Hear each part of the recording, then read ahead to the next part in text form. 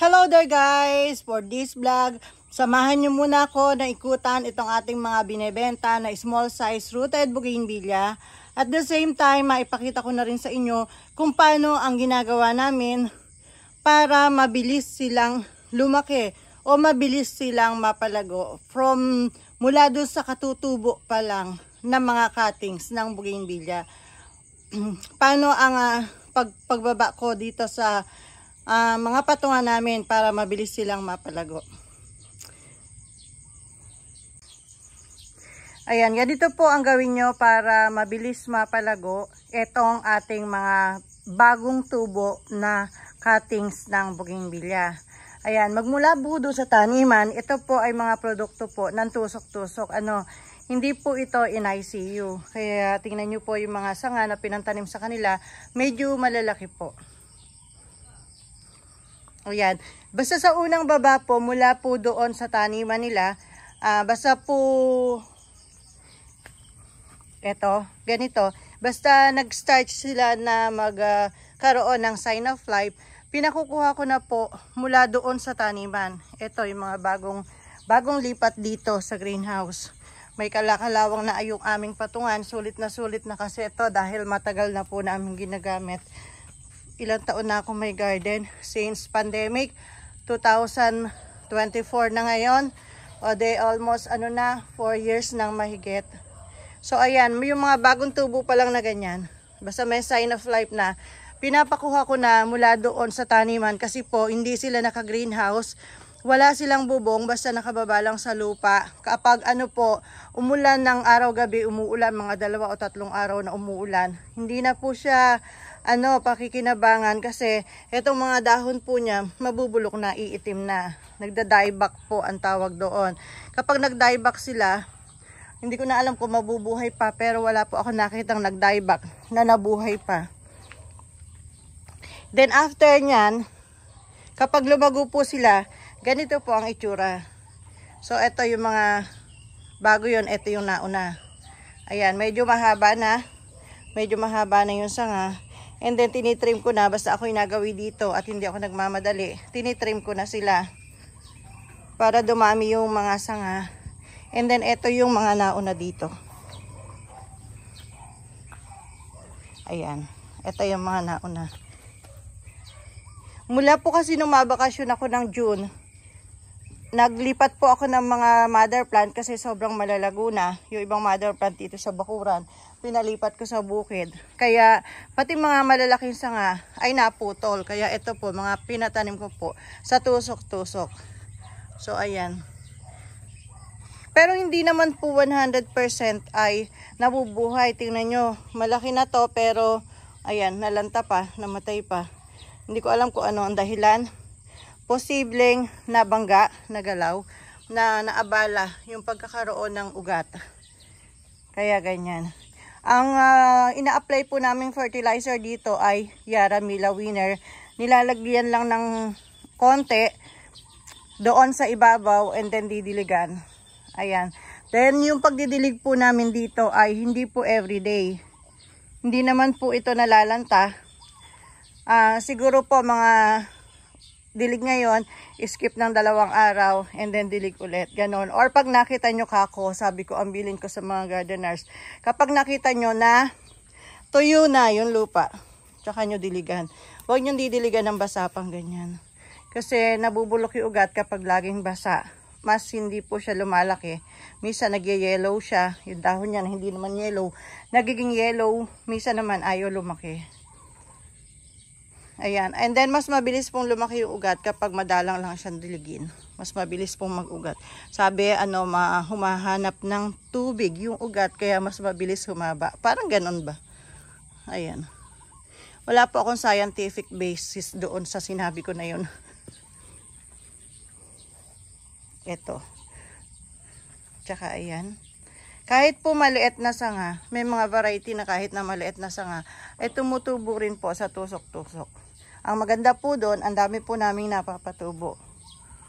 Yan, kasi nga po, dati yung mga last vlog natin, sabi ko, ang konti ayaw tumubo. Pati sa grafted, ayaw mabuhay. Ngayon po, sa rooted, ang dami nang tumutubo kasi madalas na yung pag-ulan. Sa grafted, meron na rin po pero hindi pa po kami nakaka 100%. Pero marami nang nabubuhay. Compare nung nag-aaraw nung summer, nung mainit talaga. Ayan. After po dyan, medyo lumago na. Ganito na po ang ginagawa namin. Pinapaghiwa-hiwalay na po namin ang ayos. Yan. Medyo hiwa-hiwalay na para magkaroon siya ng chance na lumago yung mga sanga niya. And then pagka po kasi marami ng sanga, marami ng dahon, then tabi-tabi, kapag dinilig sila, hindi agad natutuyo. Ang tendency po nun, nalalagas po yung mga dahon. Kapag laging basa yung mga dahon, tapos dikit-dikit sila. So pag medyo malago na pong ganito, pag hiwa-hiwalay na yung tayo, may pagitan na po sila na at least kalahating dangkal. Or ganyan po. Ganyan ang pagitan. Ganyan po yung ginagawa namin tayo. Basta medyo malago na, ganyan na. Then sa simula, dikit-dikit lang. Ayan. Tingnan nyo, ganito po. Ayan. Yung mga sanga nila, mga dahon nila na dikit-dikit, nalalagas pagka magkakatabi sila. Yan. Ito kakahiwalay lang yan, kaya ganyan. O ayan. May bulok na dahon. So dapat medyo hiwa-hiwalay sila. Kung maluwang po yung space nyo o yung patungan ninyo, yung greenhouse ninyo, mas hiwalay pa dito, mas malaki pa yung pagitan, mas maganda. Yan. May mabilis malagas yung mga dahon. And then pagka po talagang medyo malaki na, din nabubuwal na yung plastic, medyo mahaba na yung mga sanga, ganito naman po ginagawa. Nilalagyan po ng stick. Kaya po yung mga rooted natin habang lumalaki, ay, ang ganda nito. Kaya lang bata pa. Habang lumalaki, patuloy ang pag-aalaga namin. Panayang talaga may naka-assign na taga-stick, may naka-assign na taga-dilig, taga-pataba, taga-fertilizer, ganun po ba? Ayan. Hindi pwedeng ako lang natanim, nabuhay, and then babalikan mo na lang kapag didiligan na. Hindi po kailangan po talaga may naka-assign na mag-aasikaso sa kanila. Pag hindi po, papangit po sila. Kailangan laging nadadalaw. Lagi mo nakikita. Ayan, ito po may mga stick na. Sa una po, pag inistikan nyo, mukhang pangit, gumulo yung dahon. Pero ilang araw lang po, yung dahon po mismo ang umaayos. Uma-align po siya.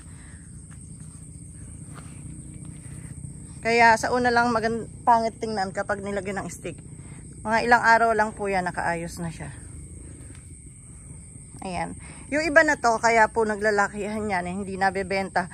Kasi po wala pong ID, hindi po sure kung ano yung pangalan, kung ano yung variety nila. Kaya lumalaki po dito sa greenhouse. And then yung iba naman po, kaya malalaki na, nandito pa. Sila po yung mga choco brown, choco purple, mga citra. Sila po kasi yung mga fast grower. Mabilis po silang lumaki. Kahit magkaka-age lang sila, halos magkaka-batch lang sila. Pero iba yung taas nila, iba yung bilis nila sa paglaki. Tawag ko po doon ay fast grower. Meron naman po mga matagal na dito sa greenhouse, kauna-unahang batch pa lang sila mula nung mag-start kami. Nandito pa, katulad po niyan. Mga po yan, pink sayap, Hawaii, golden summer, brisa, yun po yung mga slow grower. Sila po yung naiiwan po dito sa batch nila. Ayan, buti nga po may nabebenta na tayong brisa. Kala nyo bata pa yon. Ang tagal na nung dito sa greenhouse. Yung mga Hawaii natin, kala nyo bata pa kasi maliliit pa. Ang tagal na kaya dito nun. Yan, isa pa ito sa Golden Angus. Isa pa yan sa slow grower. Humahaba lang yung sanga niya. Pero green na ganyan. Matagal yan bago mag-brown. Yung iba po kasi gusto brown na yung sanga. Matagal po bago mag-brown yung mga ganyang variety. Ito naman po yung mga harvest namin sa ICU. Ayan. Medyo maliliit po yung sanga niya sa ICU. Pero mas maganda po silang variety. Kaya po maliliit ang sanga nila. Sadyang yung variety na yon ay matagal lumaki yung sanga. Yung po mga ganong variety, pinapa-ICU po namin. Yung po mga variety na lumalaki, mabilis lumaki sanga o malalaki na yung sanga, yun po yung tinutusok. Then yung mga variety na matagal lumaki yung sanga, yun po yung ina-ICU. Ayan, yun nga po yung mga slow grower. Karaniwan sa mga slow grower, ICU po yung ginagawa namin. And then, yung fast grower, yun po yung tinutusok lang. So, ang dami, diba? Ito pa. Ito po yung greenhouse pa lang sa likod. Meron pa po kaming greenhouse doon pagpasok yung sa may gate. Kung kayo po yung mag-walk-in dito, yun po yung makikita nyo. Mas malaki po dito sa greenhouse na to. Kaya ibig sabihin po, yung amin pong paghahanap buhay tungkol dito sa pagpapatubo ng bougainvillea cuttings ay hindi ganun-ganun lang. Kami po ay seryoso sa aming hanap buhay. Marami po kaming kasama dito sa garden na everyday pumapasok dito at talagang seryoso po na nagtatrabaho. So sometimes po maaaring may mga kakulangan tayo sa pagpapaship, pagpapak, ganon, whatsoever, just because tao lang po tayo. So willing naman po kami na iayos. Kung sakali mang may mga problema sa pagpapak, ay willing naman po tayo na iayos ang ating trabaho. Talaga pong ito yung hanap buhay namin, kaya inaayos po namin yung aming trabaho hanggat maaari. Sadya lang po talaga na mas mahirap po kasi yung pinapa-LBC. Mas mainam po kasi para sa akin, na-experience ko na. Dahil dati na rin akong umu-order online na pinapa-LBC rin at nakalagay din sa slim box. Talaga pong hindi nakaka 100% nakaka-survive. Ganyan. Sometimes po maganda yung bus ship kung kaya may mga bus station po na malapit sa inyo like yung Victory Liner. Kaya lang po yung mga lugar na malayo rin po sa station ng Victory Liner, wala po tayong magagawa kung hindi LBC po. Ayan. So ganyan po yung paraan namin ng pag-aalaga nitong mga small size rooted. Meron po kaming greenhouse na hindi masyadong exposed sa sunlight. Sa una, pag maliliit pa sila, doon inilalagay. Then may greenhouse kami na talagang exposed na sa sunlight. So ililipat na doon kapag medyo malaki na talaga. And then yung ito nga yung pag-aayos po nila. Kung kailan dikit-dikit, kung kailan paghiwa-hiwalayin.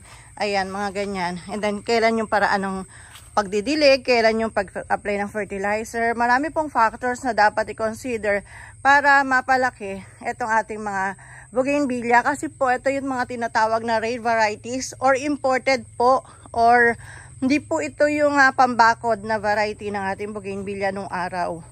Kaya medyo sensitive po silang alagaan. Then yung mga ino-order nyo po, minsan ay hindi rin lahat ay nabubuhay. Kasi nga po, mga po sila, mga imported po sila, mga rare varieties. Hindi po sila yung mga tanim lang nung araw na talagang matitibay. Yung mga ordinary po na yun, iba po ang tibay kaysa dito sa mga imported na to. So, ayan po. Sana po ay may napulot kayo na paraan ng pag-aalaga dito sa ating mga bougainvillea. Kumusta naman po yung mga bougainvillea nyo? Lalo na po yung mga binili nyo sa amin. Meron na po bang nakapagpalaki? Nagawang mother plant na itanim, na pagkakitaan, na ibenta? Meron na bang napabulaklak ng maganda? Ganon. Kumusta po yung mga nabili nyo sa amin? Namatay na ba lahat? Napaka-nega ko. Namatay na ba lahat? So, ganun po talaga. Ako rin po nanggaling po sa ganyang paraan ng pag-order online. Nung nag-start pa lang akong mag-collect, talaga pong sa isang box, dalawa lang ang nabubuhay. Huwag po ninyong inaaway, binabalikan si seller kasi hindi rin po niya gusto yon. Siya po ay naghahanap buhay at gusto niyang gawin ang maayos ang kanyang trabaho. Dangan nga lang po at hindi po talaga, mahirap po talaga 100%. Thank you so much po for watching. Ayan. Thank you so much po. And see you po on our next vlog. At umanap naman tayo, iikot naman ako, titingin ako kung ano pang topic ang maaari natin pag-usapan. At yun po ang aming bagong lugar na pinagtataniman. Hindi ko pa napapakita sa inyo kasi maputik po doon, bagong tamba kasi. Soon po ay ipapasyal ko po kayo doon. Yan, thanks for watching po. Bye! Papasok na po ang inyong hardinera. Yan, ang dami rin pala nitong ICU na to.